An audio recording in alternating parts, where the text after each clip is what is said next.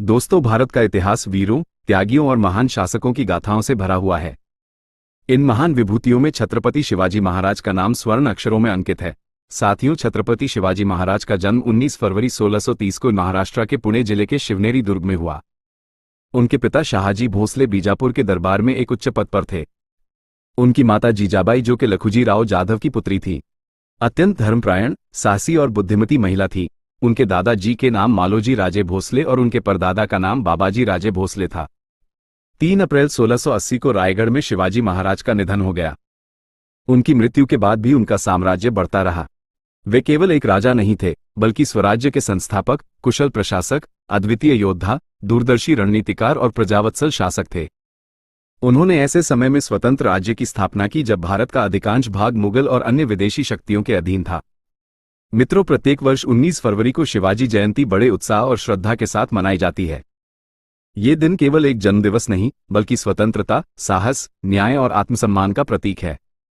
दोस्तों, 17वीं शताब्दी में भारत की राजनीतिक स्थिति अत्यंत जटिल थी। मुगल साम्राज्य अपने चरम पर था। दक्षिण भारत में बीजापुर और गोलकुंडा जैसे सुल्तानतों का शासन था।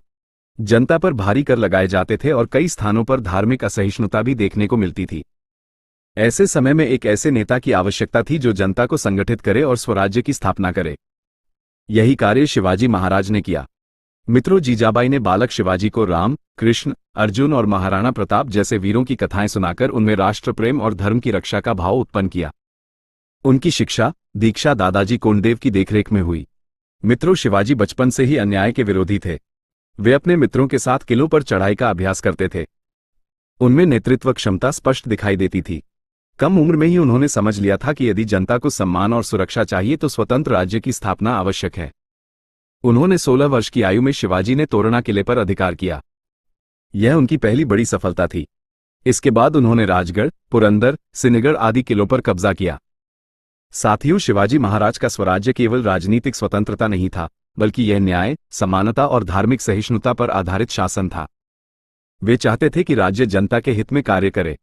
बीजापुर के सुल्तान ने शिवाजी को रोकने के लिए अफजल खान को भेजा। अफजल खान अत्यंत क्रूर और शक्तिशाली सेनापति था। उसने शिवाजी को छल से मारने की योजना बनाई, लेकिन शिवाजी ने अपनी सूझबूझ से उसे परास्त कर दिया। प्रतापगढ़ के किले के पास हुई इस घटना ने शिवाजी की ख्याति पूरे भारत में फैला दी। शिवाजी महाराज की सबसे बड़ी शक्ति उनकी युद्ध नीति थी। उन्होंने पहाड़ी क्षेत्रों और किलों का उपयोग करते हुए छापामार युद्ध शैली अपनाई। इस नीति की विशेषताएं तेज आक्रमण, अचानक हमला, दुश्मन को भ्रमित करना, तुरंत सुरक्षित स्थान पर लौट जाना इस नीति की विशेषता थी। यह नीति इतनी प्रभावी थी कि बड़ी बड़ी मुगल सेनाएं भी असफल हो जाती थी। जब औरंगजेब ने शिवाजी को दबाने के लिए शाइस्ता खान को भेजा, उसने पुणे पर कब्जा कर लिया, लेकिन शिवाजी ने रात के समय लाल महल में घुसकर उस पर हमला किया। शाइस्ता खान घायल होकर भाग गया। यह घटना शिवाजी की साहसिक रणनीति का उदाहरण है। मित्रों, फिर शिवाजी ने मुगल साम्राज्य की आर्थिक शक्ति को कमजोर करने के लिए सूरत पर हमला किया। सूरत उस समय व्यापार का प्रमुख केंद्र था। इस आक्रमण से शिवाजी को आर्थिक शक्ति मिली और मुगलों को बड़ा झटका लगा।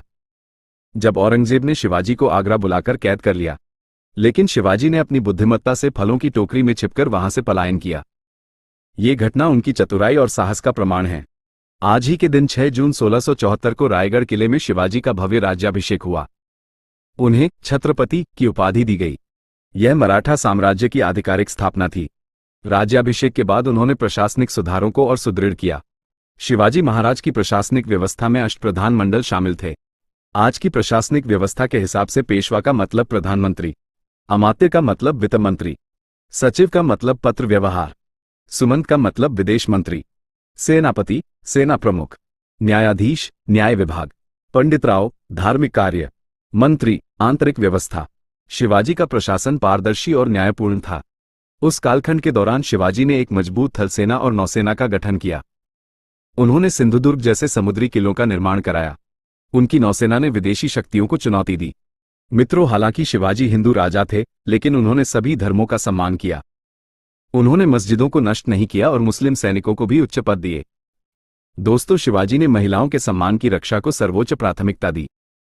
युद्ध के दौरान यदि किसी महिला को बंदी बनाया जाता तो उसे सम्मानपूर्वक वापस भेज दिया जाता था।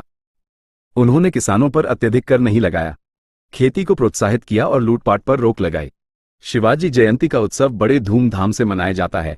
शोभा यात्राएं निकाली जाती हैं, उनकी प्रतिमाओं पर माल्यार्पण किया जाता है, सांस्कृतिक कार्यक्रम होते हैं, ऐतिहासिक नाटक मंचित किए जाते हैं, विद्यालयों में भाषण और निबंध प्रतियोगिताएं होती हैं।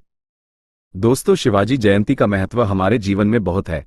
हमें इससे राष्ट्रभक्ति की प्रेरणा मिलती है, साहस और आत्मसम्मान का संदेश मिलता है, संगठन और नेतृत्व की शिक्षा और न्याय और समानता का आदर्श की शिक्षा मिलती है।